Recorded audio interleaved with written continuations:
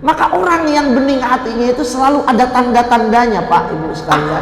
Ketika melihat dia jadi jatuh cinta, padahal belum kenal lama.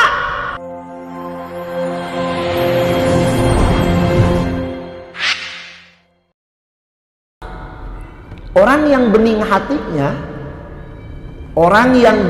hatinya, suci, murni hatinya, itu akan terlihat. Tanda-tandanya itu akan terlihat.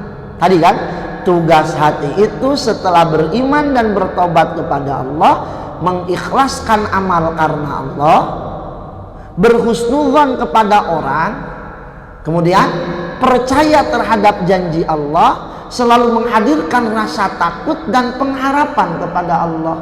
Bening hatinya.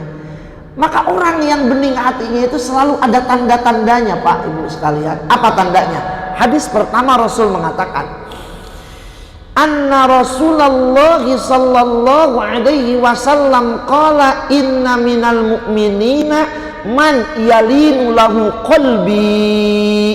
Kata baginda Nabi, ada sebagian orang beriman yang selalu membuat hati saya itu luluh.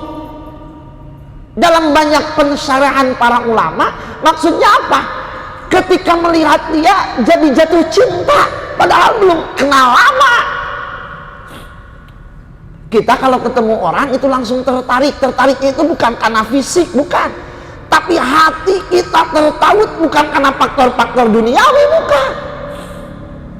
Saya ulangi. Ini tanda orang yang di dalam dirinya itu, di dalam kolbunya itu atau kolbunya itu sudah bersih, sudah suci. Nabi mengatakan, inna minal mu'minina man yalinu lahu qalbi.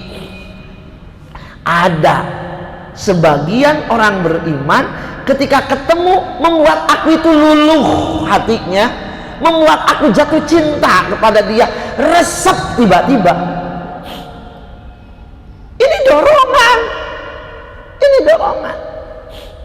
Ini dorongan. Pertanda di dalam diri orang ini ada keikhlasan. Kita banyak ya orang yang tidak kita kenal tapi dahsyat pengaruhnya. Saya ambil contoh. Ada sering ulama datang ke kita, ke Indonesia ya. Ada dari Yaman, contohnya Habib Umar bin Muhammad bin Hafiz. Itu kalau hadir di negeri kita, orang tidak kenal, tapi bisa jutaan orang berjubel mendengarkan ceramahnya. Kenapa? Saya termasuk orang yang berkeyakinan mereka itu termasuk bagian yang disebutkan oleh baginda Nabi. Ketika kita melihatnya itu luluh lantah hati kita, jatuh cinta hati kita kepada mereka itu. Atau yang sering lihat YouTube, kenal ada sosok namanya Gus Baha misalkan. Siapa yang tidak kenal beliau saat ini, padahal beliau tidak punya WA, beliau tidak punya YouTube, beliau tidak punya Instagram, beliau tidak punya TikTok.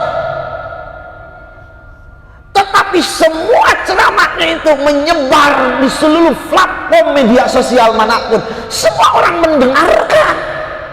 Saya selalu mengatakan ini mungkin bagian daripada orang yang disebutkan oleh baginda Nabi. Ada sekelompok orang mukmin yang kalau kita bertemu dengan dia membuat kita tiba-tiba jatuh cinta begitu saja. Jangan selalu dipahamkan jatuh cinta itu artinya hal-hal yang sifatnya seksualitas, jangan. Atau ada lagi perempuan nih yang dia tidak punya media sosial, yang sampai wajahnya pun tidak diketahui, tapi ketika mendengarkan ceramahnya, nasihatnya, itu nembus ke dalam kalbu kita, luluh lantah, jatuh cinta kita kepada mereka. Siapa itu? Ustazah Halimah Al-Idrus misalnya. Jadi kalau dalam literatur agama, orang-orang seperti itu yang memang tidak mengobral kepopuleran, cirinya tidak mengobrol kepopuleran, tidak punya media sosial untuk mendakwahkan, untuk mensiarkan dakwahnya, tidak ada. Bahkan dibungkus wajahnya, tidak ada yang tahu. Tetapi kok kenapa kemudian kita mencintainya, mendengar ceramahnya itu kemudian membuat kita menangis?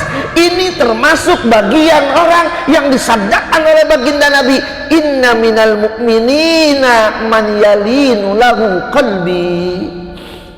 Kalau ketemu dengan orang-orang seperti itu, ibu-ibu, kawan-kawan semua, jangan ditinggalkan. Itu termasuk bagian tanda-tanda orang itu kekasih Allah. Kalau mendengar ucapannya membuat kita termotivasi untuk melangkah mendekat Allah. Padahal kita ada di dalam kegundahan yang dahsyat, dan ini bukan rekayasa, bukan rekayasa visual. Kalau kita menangis itu memang murni dari kedalaman hati, bukan karena direkayasa sedemikian rupa tempatnya itu. Ada musiknya, ada hentakannya, sehingga membuat kita tertarik untuk menangis. Tidak, tanpa rekayasa itu semua. Ini hamba-hamba Allah yang di dunia itu mereka tidak mau dikenal, tapi Allah yang maha viral akhirnya memviralkan nama mereka, harum nama mereka.